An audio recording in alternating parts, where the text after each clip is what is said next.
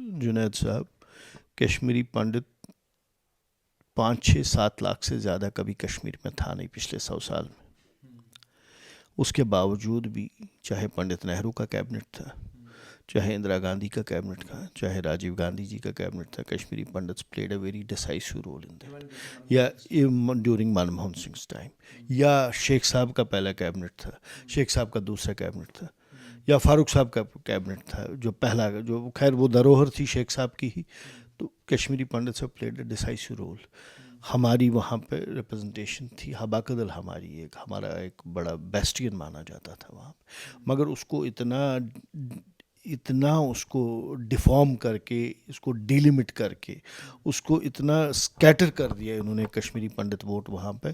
एक ज़माने में कम से कम 30-32 हज़ार कश्मीरी पंडित वोट हबाकदल में हुआ करता था, और डेफिनेटली जिसको कश्मीरी पंडित वोट डालते थे वही चुन के आता था। प्यारेलाल लांडू को भी हमने जितवाया वहाँ से। उससे पहले नेशनल कॉन्फ्रेंस किया, और हमेशा नेशनल कॉन्फ्रेंस को ही यूजुअली वहाँ पे वोट मिलता था कश्मीरी पंडित्स का। कांग्रेस को वोट नहीं मिलता था, बीजेपी को वोट नहीं मिलता था वहाँ पे नेशनल कॉन्फ्रेंस। उसके बावजूद भी इन्होंने कभी कश्मीरी पंडितों को कोई पॉलिटिकली एम्पावर करने की कोई कोशिश नहीं की। एक लंबे वक्त तक जम्मू कश्मीर नेशनल कॉन्फ्रेंस का हिस्सा रहे। लंबा वक्त भी कितना, 35 साल तक जम्मू कश्मीर नेशनल कॉन्फ्रेंस का हिस्सा रहे। और जम्मू कश्मीर नेशनल कॉन्फ्रेंस में रहते हुए उम्मीद और तवक्का ये रखी कि कश्मीरी पंडित समुदाय को लेकर नेशनल कॉन्फ्रेंस कोई कंक्रीट स्टेप उठाएगी, नेशनल कॉन्फ्रेंस कुछ ऐसा करेगी जिससे पलायन किया हुआ कश्मीरी पंडित समाज वापस कश्मीर घाटी में चला जाएगा। लेकिन 35 साल गुजरने के बाद अब नेशनल कॉन्फ्रेंस को खैरबाद कह दिया है, और नेशनल कॉन्फ्रेंस को खैरबाद कहने के बाद अब भारतीय जनता पार्टी का दामन थामा है। यूँ समझा जा सकता है कि हवाएं चूंकि बीजेपी की तरफ चल रही हैं तो ठीक है, जाहिर सी बात है कि आप भी हवाओं के साथ निकल लिए। लेकिन मामला ये है कि 35 साल तक नेशनल कॉन्फ्रेंस ने कश्मीरी पंडित समुदाय को लेकर क्या किया। आज उमर अब्दुल्ला बयान दे रहे हैं, और बयान में ये कह रहे हैं कि कश्मीर फाइल्स फिल्म में जो कुछ दिखाया गया है वो हकीकत से परे है। मेरे साथ इस वक्त अनिल धर हैं। मैंने पहले ही आपको कहा कि 35 साल तक नेशनल कॉन्फ्रेंस में रहे हैं। धर साहब, सबसे पहले तो मुझे ये बताइए कि नेशनल कॉन्फ्रेंस 35 साल तक, अगर मैं आपसे ये पूछूं कश्मीरी पंडितों के दर्द और उनकी तकलीफ को लेकर क्या कुछ नेशनल कॉन्फ्रेंस ने किया, क्या कुछ खाका, कोई पिक्चर, कोई कुछ चीज़ आपके जहन में? इनिशियली तो 90 से लेके 96 तक तो गवर्नर्स रूल था वहाँ पर।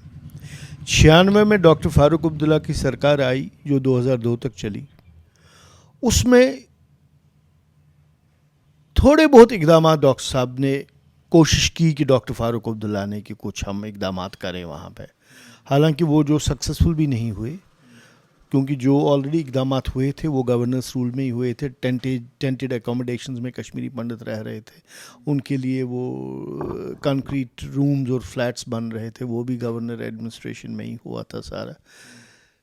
लिप सर्विस काफ़ी हुई, कंक्रीट कुछ नहीं हुआ, ठोस इकदाम नहीं हुए, लिप सर्विस काफ़ी हुई, कुछ नहीं हुआ।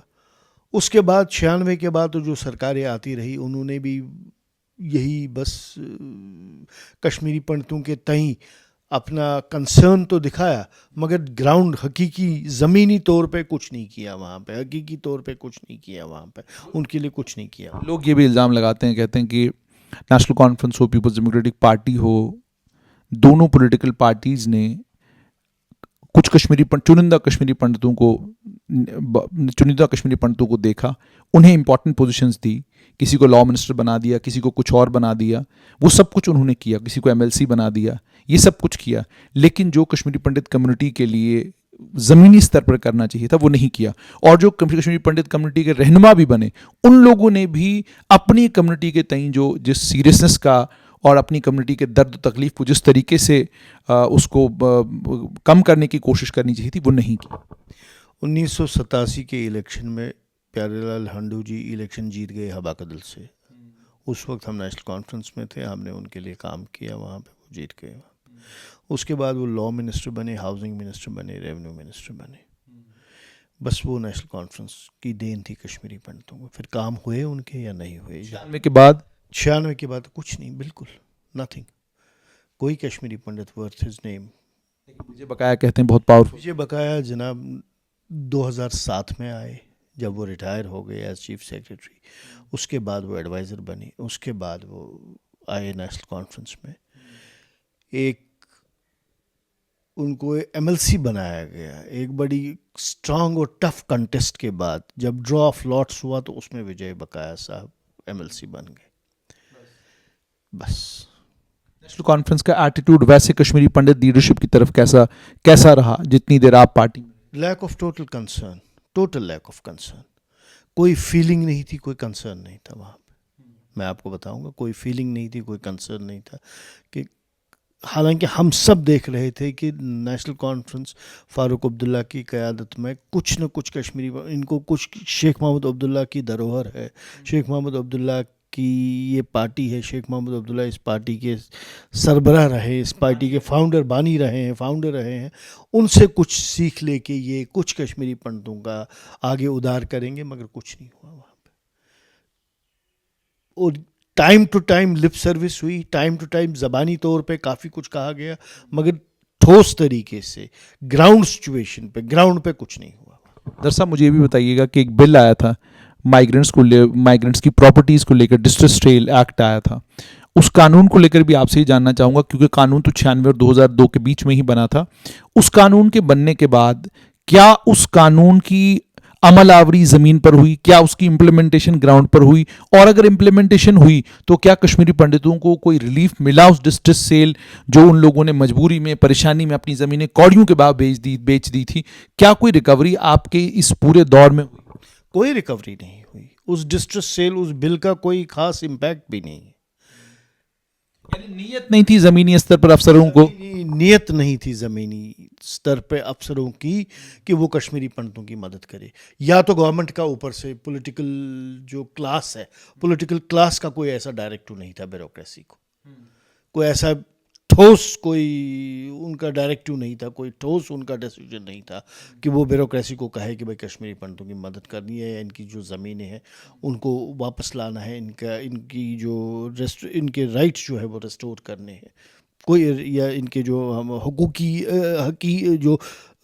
इनके हकूक़ है वहाँ पे, जो इनके हक है वहाँ पे, जो इनके हकूक़ है वहाँ पे, उनको रिस्टोर किया जाना चाहिए। ऐसा कुछ नहीं हुआ वहाँ। दरअसल मुझे ये बताइएगा, क्या अभी कभी आपने कोशिश ये की कि नेशनल कॉन्फ्रेंस की क़यादत को आप ये बोलते, क्योंकि आप उनके साथ बातचीत भी होती थी, करीब भी थे, कभी आप उनको ये बोलते कि कम से कम 1% या 2% का प्रोविज़न आप लेजिस्लेटिव असेंबली में रखिए, 1 सीट का या 2 सीट का प्रोविज़न कोशिश करिए रिजर्वेशन के लिए, कि 2 सीटें कम से कम कश्मीरी पंडितों के लिए रिजर्व हों? क्योंकि कश्मीरी पंडित जब से कश्मीर से बाहर निकला है, बाहर निकलने के बाद उनका वहाँ से इलेक्ट होना तो लगभग नामुमकिन हो गया है। और यहाँ पर भी कम्युनिटी को तब तक एक एहसास दिलाना कि आप बिल्कुल हमारे दिल के करीब हैं, वो तभी जाकर मुमकिन हो पाएगा जब कम से कम उनको पॉलिटिकली एम्पावर किया जाए। तो क्या कभी इस तरह की कोई बात आपने डॉक्टर साहब से की हो, या डॉक्टर साहब के फर्जंद से की हो, और उनका क्या रिस्पॉन्स होता था इन चीज़ों? 2006 में हमने एक 2 डे कन्वेंशन किया कश्मीरी पंडित माइनॉरिटी सेल ने। उस वक्त में माइनॉरिटी सेल का सीनियर वाइस प्रेसिडेंट हुआ करता था और मुशर्रफ भट्ट साहब उसके प्रेसिडेंट हुआ करते थे। हमने 7 नुकाती प्रोग्राम वहाँ पे, जो पॉइंट्स हमने एजेंडा रेजोल्यूशन पास किया वहाँ पे। उस रेजोल्यूशन में हमने एक पॉइंट ये भी रखा कि कम से कम 3 सीट्स कश्मीरी पंडितों के लिए असेंबली में रिजर्व की जाए। दूसरे दिन उमर साहब नाराज़ हो गए, उन्होंने कहा जी आपको ये लाना ही नहीं चाहिए था, ये पार्टी का फ़ैसला है, पार्टी जो हाई कमांड फैसला करेगी वही फैसला करेगी। हमने कहा जी हम कोई, we are not a law by ourselves, हमने ये पार्टी के सामने ये मुद्दा रखा है, इसको मानना है। कभी कोई, इन्होंने प्यारेलाल हंडू को एक बार इन्होंने पहलगाम से मैंडेट दिए, एक बार हबा कदल से मैंडेट दिया, that is the end of it. उसके बाद किसी कश्मीरी पंडित, उससे पहले शेख साहब के टाइम पे थे वहाँ पे, मोहन किशन तिक्कू साहब थे, या उससे पहले जब 47 to 53 शेख साहब थे, शामलाल सराफ साहब थे उस वक्त, फिर मोहन किशन तिक्कू साहब थे 75 के बाद, तो इस वक्त प्यारेलाल हंडू साहब थे। उसके बाद एब्सल्यूटली जो ग्राउंड सिचुएशन है, कोई कश्मीरी पंडित वर्थ हिज नेम नहीं था वहाँ, ना कैबिनेट में कोई रिप्रेजेंटेशन थी, ना मिनिस्ट्री में कोई रिप्रेजेंटेशन। जो 3 सीट के लिए आपने मांग की थी उसको भी नहीं थी। मैं आपको बताऊं, as late as 11th of December, 11 दिसंबर 2021 को हमने वनडे कन्वेंशन किया शेर कश्मीर भवन में डॉक्टर फारूक अब्दुल्ला की सरबराही में। मैंने वहाँ 3 रेजोल्यूशन पास अनाउंस किए वहाँ पे 3 रेजोल्यूशन मैंने बोले वहाँ पे। एक political empowerment of Kashmiri pandits, दूसरा मैंने टेम्पल्स एंड श्राइन्स बिल का कहा कि ये दोबारा से टेक ओवर होनी चाहिए गवर्नमेंट ऑफ इंडिया के साथ, और तीसरा मैंने कहा honourable return and rehabilitation of Kashmiri pandits. आप यकीन माने जब डॉक्टर फारूक अब्दुल्ला के बोलने का टाइम आया, उन्होंने कहा कि आपको जगमोहन ने भगाया वहाँ से, आपके एग्जोडस के लिए जगमोहन रिस्पॉन्सिबल है, आपके पास नौकरियाँ हुआ करती थी, इस वजह से ये रीज़न था, मुस्लिम्स के पास वहाँ नौकरी नहीं हुआ करती थी, ये डिस्क्रिमिनेशन था, इकोनॉमिक डिस्पैरिटी थी, इकोनॉमिक डिस्क्रिमिनेशन थी, इस वजह से आपको वहाँ से भागना पड़ा। मुद्दे की बात जो हमने रखी थी 3 पॉइंट जो थे, उस दूर दूर तक उन्होंने टच नहीं की, क्योंकि कंसर्न ही नहीं है इनका, कोई मतलब चाहत ही नहीं है कि कश्मीरी पंडितों की बात। कहीं उनको ये एहसास तो नहीं हो गया पॉलिटिकली आप लोग इरेलेवेंट हो चुके हो, आपका वोट बैंक बिल्कुल थोड़ा सा रहा है, और आबादी में तो हो नहीं, अब आप जम्मू में हो, दिल्ली में हो, बॉम्बे में हो, कहीं ये बात करके वो ये अंधिया देने की कोशिश तो नहीं कर रहे थे? ये तो नहीं बता। देखिए जुनैद साहब, कश्मीरी पंडित 5-6-7 लाख से ज़्यादा कभी कश्मीर में था नहीं पिछले 100 साल में। उसके बावजूद भी चाहे पंडित नेहरू का कैबिनेट था, चाहे इंदिरा गांधी का कैबिनेट था, चाहे राजीव गांधी जी का कैबिनेट था, Kashmiri Pandits played a very decisive role in that, या ड्यूरिंग मनमोहन सिंह टाइम, या शेख साहब का पहला कैबिनेट था, शेख साहब का दूसरा कैबिनेट था, या फारूक साहब का कैबिनेट था जो पहला, जो खैर वो धरोहर थी शेख साहब की ही। तो Kashmiri Pandits have played a decisive role. हमारी वहाँ पे रिप्रेजेंटेशन थी, हबाकदल हमारा एक बड़ा बेस्टियन माना जाता था वहाँ पे, मगर उसको इतना उसको डिफॉर्म करके, इसको डिलिमिट करके, उसको इतना स्कैटर कर दिया इन्होंने कश्मीरी पंडित वोट वहाँ पे। एक ज़माने में कम से कम 30-32 हज़ार कश्मीरी पंडित वोट हबाकदल में हुआ करता था, और डेफिनेटली जिसको कश्मीरी पंडित वोट डालते थे वही चुन के आता था। प्यारेलाल हांडू को भी हमने जितवाया वहाँ से। उससे पहले नेशनल कॉन्फ्रेंस किया, और हमेशा नेशनल कॉन्फ्रेंस को ही यूजुअली वहाँ पे वोट मिलता था कश्मीरी पंडित्स का। कांग्रेस को वोट नहीं मिलता था, बीजेपी को वोट नहीं मिलता था वहाँ पे नेशनल कॉन्फ्रेंस। उसके बावजूद भी इन्होंने कभी कश्मीरी पंडितों को कोई पॉलिटिकली एम्पावर करने की कोई कोशिश नहीं की इन्होंने। दरअसल अब आपसे ये भी जानना चाहूँगा कि आप खुद एक कश्मीरी पंडित हैं, क्या आप भी, आपका परिवार भी रातों रात भागकर जम्मू आया था, या आपके परिवार के पास संसाधन थे, आपका परिवार जाना पहचाना था, तो इसलिए आपको इन सब परेशानियों का सामना नहीं करना पड़ा जो बाकी आम कश्मीरी पंडित को सामना करना पड़ा? नहीं जी, एक आम कश्मीरी की तरह हमारा सारा परिवार doesn't mean my immediate family, परिवार मीन जो हमारी एक्सटेंडेड फैमिली है, भाई बहन, यार दोस्त, रिश्तेदार, सब वहाँ पर इस जो 19 जनवरी का वो होलोकास्ट है, होलोकास्ट डे जिसको हम मनाते हैं आज, तो पिछले 32 साल थे जो 19 जनवरी की वो रात, भयानक और खौफनाक रात जो होलोकास्ट था, उसके बाद सारे कश्मीरी पंडित भाग गए वहाँ पे। किसी के पास वसीले ज़्यादा थे, उसने कोई एक कमरा एक्स्ट्रा ले लिया यहाँ पे, किसी के पास वसीले कम थे, वो एक कमरे में इसमें मैंने देखा 4-4, 5-5 फैमिलीज एक 2-2 कमरों में यहाँ सिमटी हुई थी। बुरा हाल था कश्मीरी पंडितों, बच्चे भी वहीं, बुज़ुर्ग भी वहीं, जवान भी वहीं, नौजवान भी वहीं, बहू बेटियाँ भी वहीं, बुज़ुर्ग माँ बाप भी वहीं। आपको जगमोहन ने भगाया था, ऐसा पूर्व मुख्यमंत्री उमर अब्दुल्ला भी कह रहे हैं, और उसके अलावा बाकी भी कश्मीर से बहुत सारे लोग आज लिख रहे हैं और ये अंधिया देने की कोशिश कर रहे हैं कि आपको जगमोहन ने भगाया था, बाकी कोई मसला नहीं था। जगमोहन, ये मैंने पहले भी कहा है, जिस दिन मैंने रिज़ाइन किया नेशनल कॉन्फ्रेंस में, मैंने कहा कि डॉक्टर फारूक अब्दुल्ला ने कहा कि Jagmohan is not responsible. Jagmohan ji की कोई रिस्पॉन्सिबिलिटी नहीं है। वो 19 जनवरी को वो आए, मैं आपको हिस्टोरिकल ये बताता हूँ, सिस्टम एनालिटिकल। जगमोहन जी 19 जनवरी को ही आए वहाँ पे, उन्होंने हल्फ उठाया और वो गवर्नर बन गए। फारूक अब्दुल्ला साहब ने 19 जनवरी को रिज़ाइन कर दिया, और उसी दिन रात को क्यों आग लगी कश्मीर में? क्या ये प्री प्लान था जगमोहन को फेल करने के लिए और कश्मीरी पंडितों को भगाने के लिए? अगर जगमोहन ने हमें भगाया वहाँ पे, तो जिन्होंने ये कहा, एक इंटेंट था वहाँ पे कश्मीरी पंडितों की इतनी क्लिनजिंग का वहाँ पे, और ये प्लान था आपका नहीं, ये 84 से प्लान था।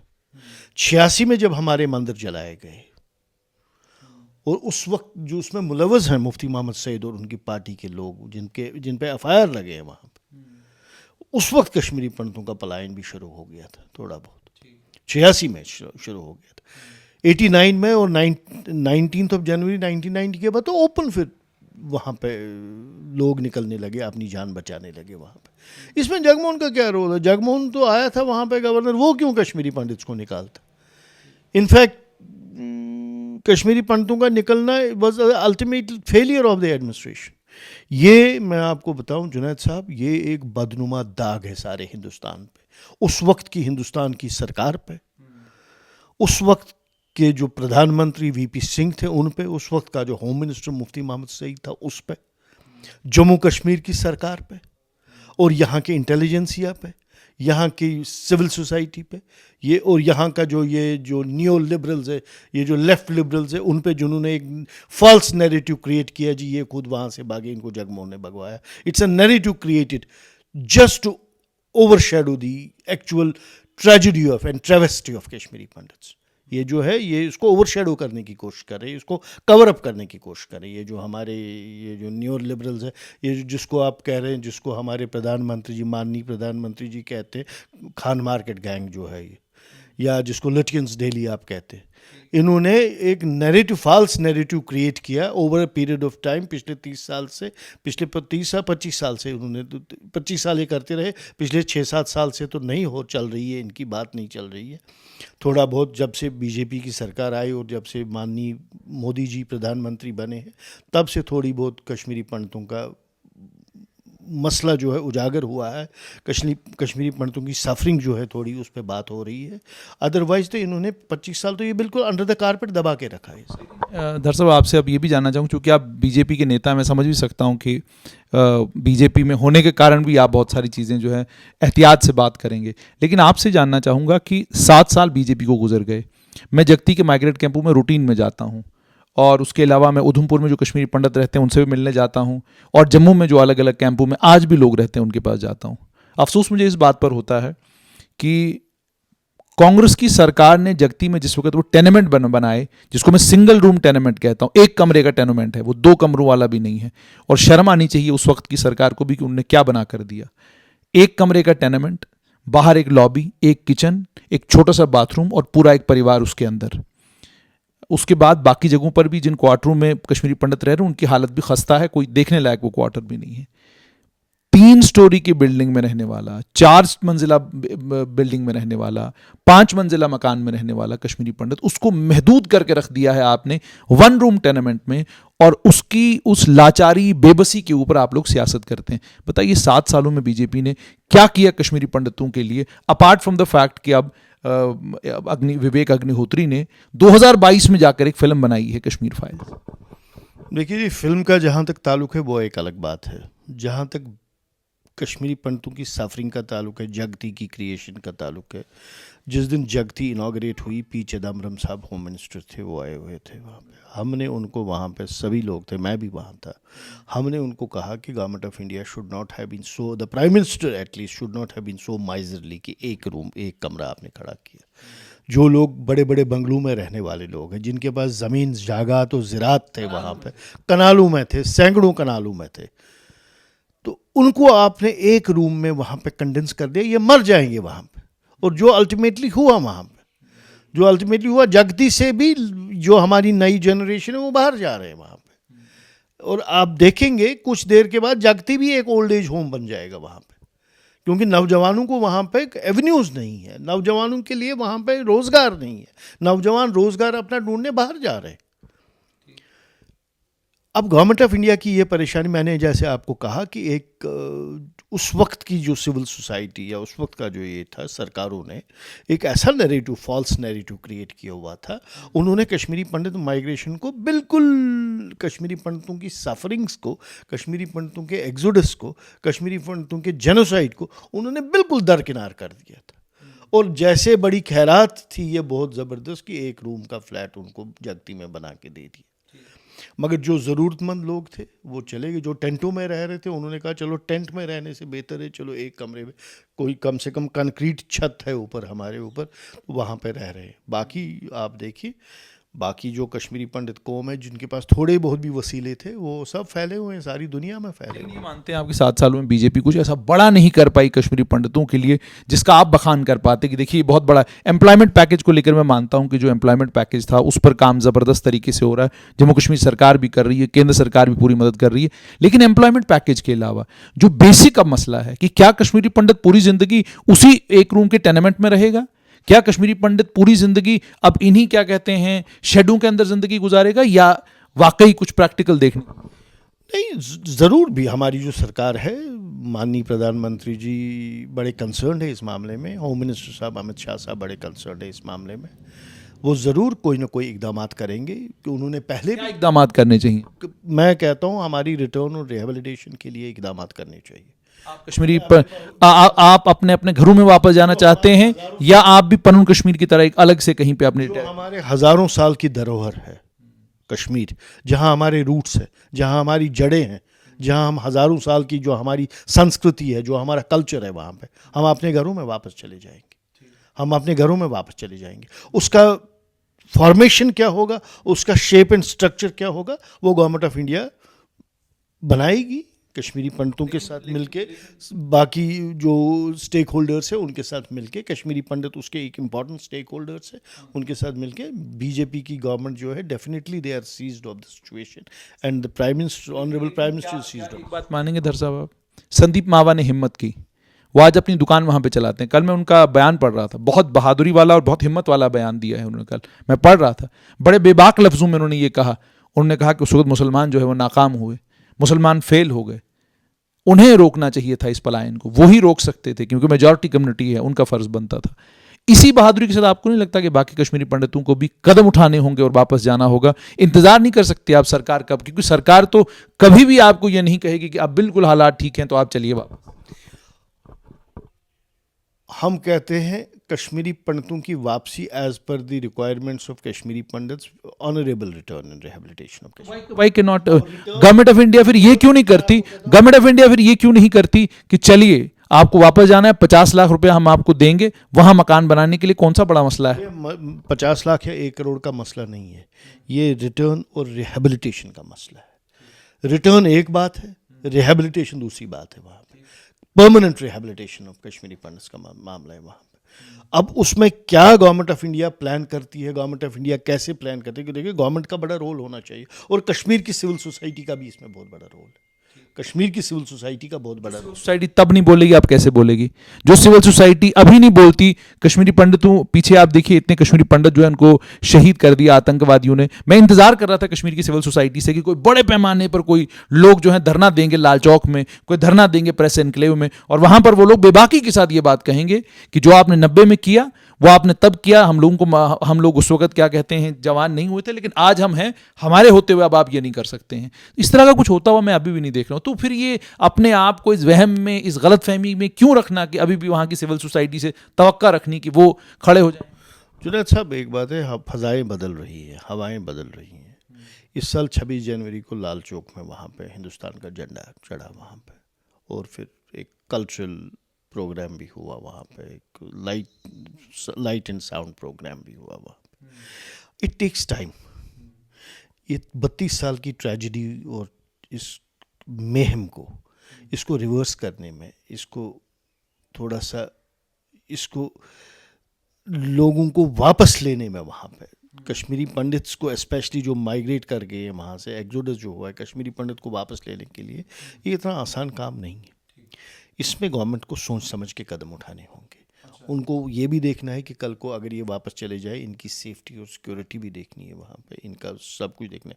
फिलहाल हमारे प्राइम मिनिस्टर्स पैकेज में जो बच्चे वहाँ पे काम कर रहे हैं, अभी तक वो, चलो परमात्मा की मेहरबानी से अभी तक तो वो सेफ़ है। जब भी वहाँ हालात ख़राब हो जाते हैं वो डर के मारे यहाँ चले जाते, पत्थर चलते हैं वहाँ पर, फिर वापस आ जाते हैं, मगर फिर वापस चले जाते हैं वहाँ पर। इसलिए हम कह रहे हैं इसी तरह time is a great healer. Aahista Aahista Aahista Aahista. बच्चों को लेकर मैं आपको ये बताऊं कि वो नौकरी तो वहाँ करते हैं, लेकिन दिवाली मनाने अपने घर आते हैं, नौकरी वहाँ करते हैं, होली अपने घर पे मनाते हैं। और दूसरी सबसे इम्पॉर्टेंट चीज़ ये कि मतलब आप जन्माष्टमी है, उसका त्यौहार कश्मीर में मनाया गया, वहाँ पे जन्माष्टमी जन्माष्टमी झांकी निकली, उस सब की बड़ी खूबसूरत तस्वीरें पूरे वर्ल्ड में दिखाई जाती हैं, बहुत बढ़िया, बहुत अच्छा हो गया, ठीक है। मैं इसको मानता हूँ कि इन चीज़ों से कश्मीरी पंडित जो है वापस कश्मीर घाटी नहीं जा पाएगा।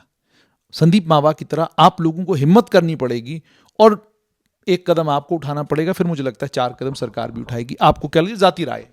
हालात बदल जाएंगे और डेफिनेटली ऐसा माहौल बनेगा वहाँ पे, ऐसी फिजाएं होंगी, ऐसे हालात बन जाएंगे, कश्मीरी पंडित डेफिनेटली एक दिन कश्मीर वापस चले जाएंगे। अच्छा, आखिर में मुझे ये चीज़ बताइएगा कि कश्मीरी पंडितों के बच्चे हैं, वो एक सवाल पूछते हैं, कहते हैं हम जम्मू कश्मीर के बाशिंदे हैं, सिर्फ कश्मीर के रहने वाले नहीं हैं, हम पूरे जम्मू कश्मीर के हैं। मैं डोडा का रहने वाला हूँ, मेरा हक कश्मीर पे भी उतना ही है जितना कठुआ पे है। तो वो ये सवाल पूछते हैं, कहते हैं कि जनाब सबके लिए एक ट्रांसफ़र पॉलिसी है कि आप कश्मीर प्रोविंस से जम्मू प्रोविंस में आना चाहिए तो प्रोविंशियल लेवल पर आपकी ट्रांसफ़र हो जाती है, कोई बड़ा मसला नहीं है। वो कहते हैं कि हमारे लिए कोई ट्रांसफ़र पॉलिसी नहीं है, हमें ज़बरदस्ती कहा जाता है आपको कश्मीर में ही नौकरी करनी, कहीं और नहीं कर सकते। ट्रांसफ़र पॉलिसी अगर है सबके लिए बराबर होनी चाहिए ना।